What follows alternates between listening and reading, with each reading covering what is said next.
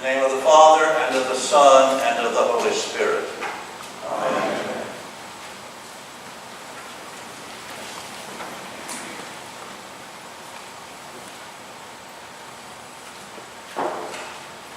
Don't you love this place? I do. Been coming here for 19 years almost. I love its history. I love its idiosyncrasies and quirks, of which it has a number of. I love the people and your idiosyncrasies and quirks. And you have a number of those as well. There's great history in this place. Great people. I know what's under the floor in the working sacristy. One of the secrets around it. I know that the plaque that hangs over the door was carved by Father Chillington when they moved into this building in the early 50s. And it was part of the original wooden altar back there. And when they wanted a real altar and took that one out, they kept the medallion in honor of Father Chillington and hung it over the door. His chaplain's flag also hangs on the wall out in the vestibule from his work in the military in World War II. I know that the lectern, the eagle, was given to the church in 1892 when we were still down on Maple Street, along with the altar and the altar rail that are in the chapel. And the chapel itself is a small miniature replica of what that church looked like. I've heard the stories, myth or legend, I don't know if they're true or not, of the Tiffany windows over the altar in the chapel, which were down in the church downtown. And then the women of Grace Church, St. Margaret's Guild, I think, paid for those and ordered them from Tiffany Studios. Then they got on the train and went to New York and picked up the windows and wrapped them in blankets and carried them home on their laps on the train so nothing would happen to the windows when they were installed. There's great history around here. And under the St. Peter window in the middle of that one, there's a plaque that's dedicated to all the men and women who worked and prayed for Grace Church from 1879 to 1954. A lot of people. Over those years, we've had, I don't know how many baptisms and weddings and funerals. How many thousands of people have been fed at the altar with the body and blood of Christ in the Eucharist? Uncountable numbers. All of them bringing some history to this place that we call church. And as much as I love this place, as much as it's been part of my life for so many years, I also realize this is not the church. This is not church. This is a symbol. It's a sacrament. It reminds us of something mysterious and spiritual that goes beyond these walls and ceilings and pews. It reminds us of an inner reality of who we are called to be. The Catechism in the Prayer Book defines church as the community of the New Covenant. We could spend a couple of Sunday mornings unpacking that one if you wanted to. It also goes on to say that the church is the body of which Jesus Christ is the head and of which all baptized persons are members. That's the church. Not so much this, but you all. This morning, Jesus talks about the church at Caesarea Philippi. And Caesarea Philippi was in Gentile country. It was at the Banaeus Springs there. And it was an area that had been dedicated for centuries to the pagan god Pan. And so in this center of pagan worship, Jesus takes his followers, and then while they're discussing it, says, who do people say that I am?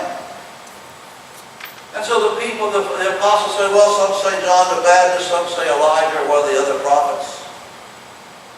And then Jesus says, who do you say that I am? And I really think whoever wrote the gospel should have had a ... after that. Because I think there was a pregnant pause there. In your mind's eye, you can see the disciples kind of looking down at their feet and shuffling around in the dust and looking at each other and wondering, is this a trick question? What's the answer he's looking for? And finally, St. Peter, who is known for his impetuousness and often speaking before he engages his brain, blurts out, you are the Messiah, the Son of God.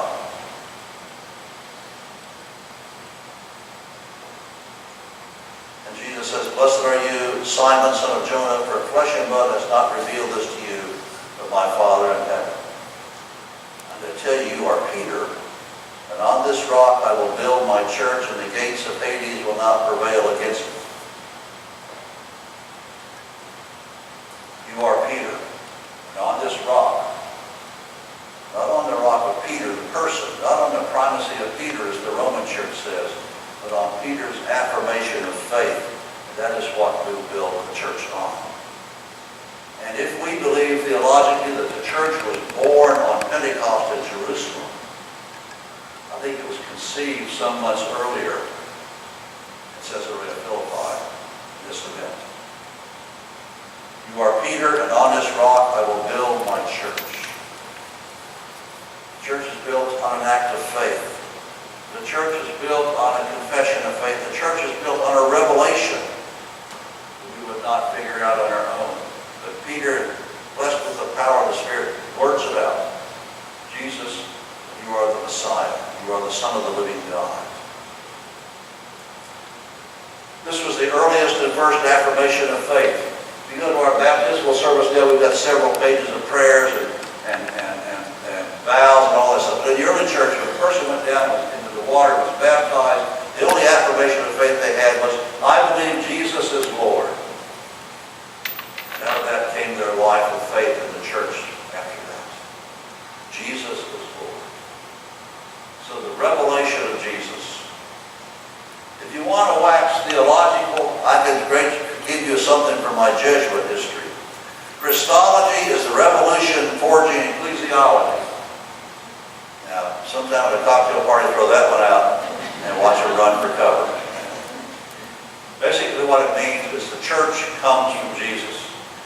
The church is Jesus, and we are part of it. Jesus made it very clear to the apostles, very clear this morning. He says, I will build my church, but I'll build it on your faith. I will build it on your faith. And so Jesus sets out after that to build the church on the faith of Jesus. Paul reminds us of this as he writes in Ephesians, so you are no longer strangers and aliens, but are citizens with the saints and also members of the household of God, built upon the foundation of the apostles and prophets, with Christ himself as the chief cornerstone. And in him, the whole structure is joined together and grows into a holy temple in the Lord, in whom you also are built together spiritually, to a dwelling place for God. And Peter himself, later on in his letter to the general church, says, like living stones, let yourselves be built into a special house. Let yourselves be built into a special house. And so, while I love this place with all my heart, I know that this is not the church. What this is like the bread and wine of the Eucharist. This is like the water of baptism. This is like the vows and the rings of the marriage service. It's a visible symbol of something that goes much deeper into the roots of our spirituality and what we believe. It's a sign and a symbol, that mysterious and sacramental thing we call the church, that glorious mystery that the prayer book refers to. Believe that in that spiritual ministry, God is present. He's not present because there's a building here. He's present because you're here, and we're here together.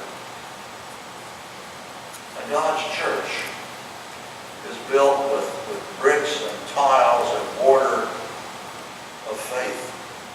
It's adorned with the beauty of good works and outreach and love.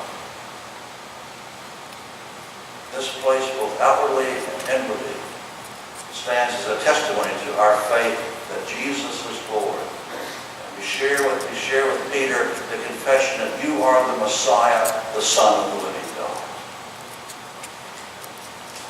If you walk around this building, you're going to see a lot of inscriptions and plaques. I think every window here has one by it. There are plaques on the walls and in narthex. When we redid the windows in here, recognizing the people who supported that. There are a couple of memorial books out there in the memorial stand of people's names who gave what to this church over the years. The blood, sweat, and tears of so many people have gone into this. Bob Fisher will tell you about winching the new organ up into the choir loft once upon a time. Didn't you? So there's great stuff that's here, and we are part of it. So what I would ask you this morning, as you look around and see all these great things, sit back, close your eyes, and try to visualize the inner reality, the spiritual side of the church. Try to see the church through the eyes of Isaiah when he was in the temple.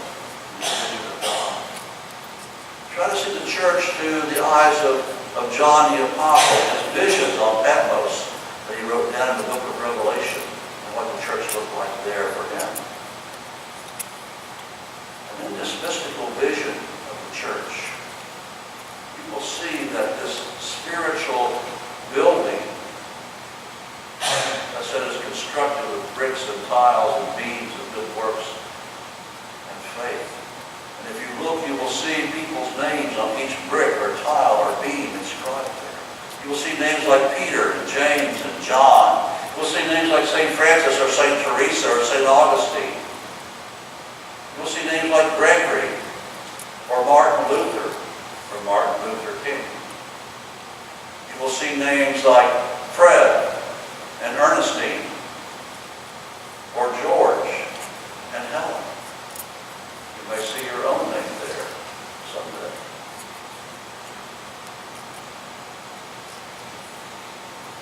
Each stone builds up what we call the church. And each generation builds on those stones as we go forward. Not on these stones, but on the inward reality of who we are as a church. Today, you and I are called to add our own bricks and tiles and beams into this structure. We call that wonderful and sacred mystery, that spiritual sacrament we call the church. We are called to be part of grace and witness. We are called to go forth and to proclaim that Jesus is indeed the Messiah. We're called to share that good news with the world which desperately wants it and needs to hear it. In our mind's eye this morning, as we look at that church in our mind, that mystery, that sacred, sacramental church that's out there, you will see all those bricks and tiles and wooden beams and everything that goes into it to build up this dwelling for God. But the question we have to ask ourselves is, which one of those bricks, which one of those tiles, which one of those beams will have your name on it? Amen.